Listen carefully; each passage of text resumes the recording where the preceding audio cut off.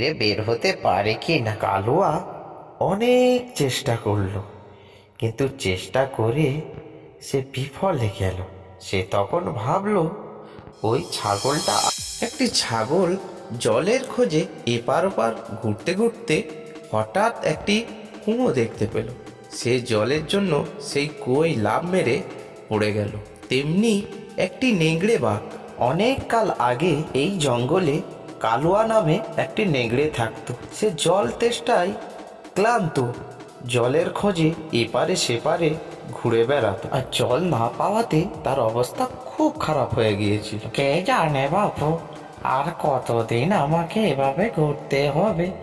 জলের অভাবে তো আমার শরীরটা ক্ষীণ হয়ে যাচ্ছে। সে পথ চলতে চলতে হঠাৎ একটি কুয়া দেখতে পায়। সঙ্গে সঙ্গে সে কুয়ার কাছে পৌঁছে গেল। সে যখনই কুয়ায় উঁকি মারল, অল্প জলের সাথে সাথে একটি ছাগলকেও সেই জলের মধ্যে দেখতে পেল। আরে বাহ, এ তো দারুণ ব্যাপার। জলের সাথে সাথে পেট পুরে খাদ্যও পেয়ে গেলাম। সে কিছু না ভেবেই কুয়ায় লাফ মেরে দিল। ছাগল কালুয়াকে দেখে ভয় পেয়ে গেল।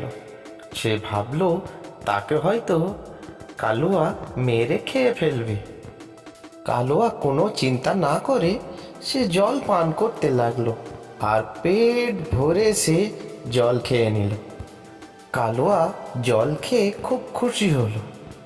সে তারপরে কুয়োর চারদিকটা দেখে অবাক হয়ে গেল।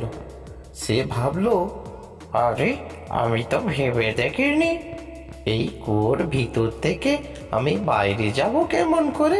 দেখি একটু চেষ্টা করে লাফিয়ে কুয়োর বাইরে বের হতে পারে কি না। কালুয়া অনেক চেষ্টা করলো, কিন্তু চেষ্টা করে সে বিফলে গেল। সে তখন ভাবলো ওই ছাগলটা আছে, ওই ছাগলটাকে এখন মেরে খাওয়া যাক, পরে চিন্তা ভাবনা করা যায়। ছাগল ব্যাপারটা বুঝতে পেরে বলল, আচ্ছা বাবু, তুমি কি আমাকে খেতে আসছো? আমি কিন্তু এই কুয়ায় ওঠার উপায় জানি, আমি তোমাকে বলতে পারি। তুমি উপায় জানো? তাহলে বলো কিভাবে উপরে ওঠা যায়।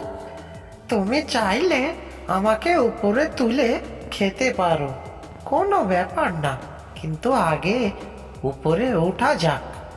তুমি আগে আমার পিঠে লাফ দিয়ে উপরে উঠে যাবে, তারপরে আমাকে দড়ি ধরে তুলে নেবে। নেংড়েটি কুয়ার উপরে ছাগলের পিঠে লাফ মেরে উঠে সে একটি দড়ির সন্ধান করতে লাগলো, আর একটি দড়ি এনে কুয়ায় ফেলে সেই ছাগলটিকে তুলে নিল। আচ্ছা ঠিক আছে, আমি এই দড়ি দিচ্ছি, তুমি এই দড়ি ধরে উপরে উঠে চলে এসো। তোমাকে অনেক ধন্যবাদ, তুমি আমাকে বাঁচালে, কিন্তু তুমি চাইলে আমাকে খেয়ে ফেলতে পারো, আমার তো কিছুই করার নেই। না, আমি তোমাকে খেতে পারি না, তুমি আমাকে উপরে ওঠার রাস্তা দেখিয়েছো। আমার খিদে পেটে খুব, আমি তোমাকে খেতে না চাইলেও আমার খিদে তোমাকে খেয়ে ফেলবে। আমার খিদে দেখার আগে তুমি এখান থেকে চলে যাও। এই কথা বলে দুজন দুদিকে চলে গেল।